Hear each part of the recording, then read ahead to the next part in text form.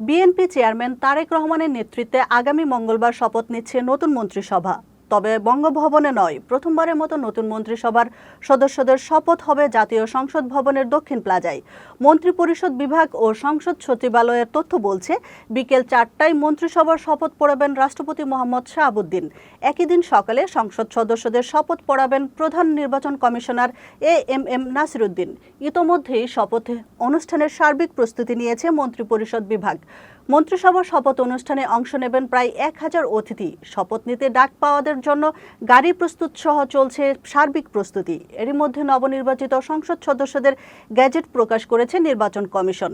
এবারের নির্বাচনে 297 আসনের মধ্যে বিএনপি 209টিতে জয় পেয়েছে। ফল ঘোষণা স্থগিত থাকা 2টি আসনেও বিএনপির প্রার্থীরা এগিয়ে আছেন। অন্যদিকে জামায়াতে ইসলামী পেয়েছে 68টি আসন।